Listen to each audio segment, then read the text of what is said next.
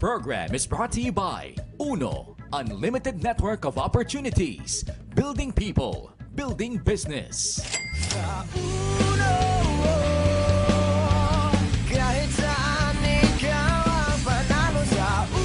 Buong Pilipinas ay nakisali na sa Uno Power dahil nagkalat na mula Luzon, Visayas at Mindanao ang mga business center at distributor ng kumpanyang ito.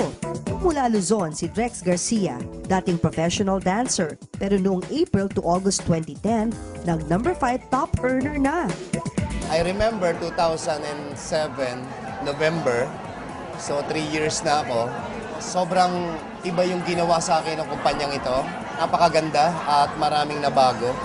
Ang hindi kinita sa kanyang pag-abroad at pagsasayaw sa Uno niya natupad, tulad ng mga mamahaling sasakyan at mga bahay. Hindi ako makapaniwala na itong mga products na to, ito pala yung magbibigay sa akin ng magandang buhay.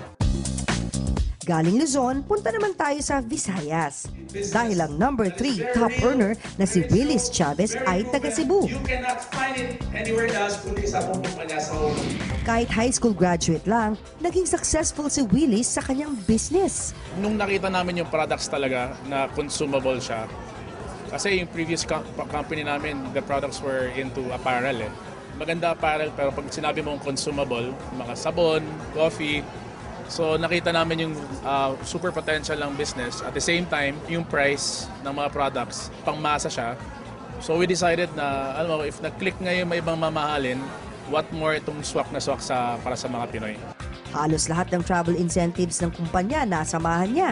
Meron na rin siyang ilang business sa Cebu at nakabili pa ng mga property, pati na mga sasakyan. Although dati hindi ko talaga ina-aspire na mag-abroad or bumiyahe, pero when we first came in last August, na-hit namin agad yung October na Hong Kong trip or November. So yun na, nag-enjoy na kami sa Hong Kong. From that time on, lahat ng travel incentives ng Uno, glory to God, nakuha namin talaga yung incentives. Yung last incentive namin was in Europe. Hindi rin naman nagpahuli ang Mindanao sa pagiging Uno top earner.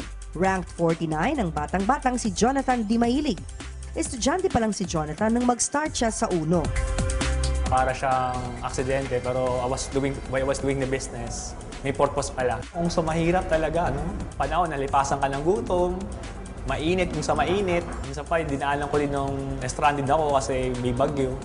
Pero ang kanyang paghihirap ay worth it naman. Sa more than 2 years niya sa Uno Distributor, naka-avail na siya ng mga travel incentives ng kumpanya.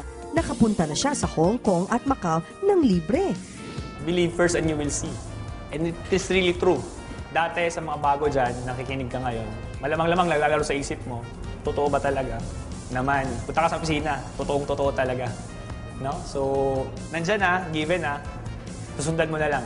Kaya para maging top earner ng Uno Distributor, heto ang kanilang piece of advice. Etong business po, hindi lang po ito para sa mga single. I think this business was created for couples, for families na gusto umangat rin sa buhay. Mahirap talaga ibenta pag hindi mo nasubukan. Pero pag nasubukan mo, result sticks. Dito sa Uno, walang imposible. Uno, Power!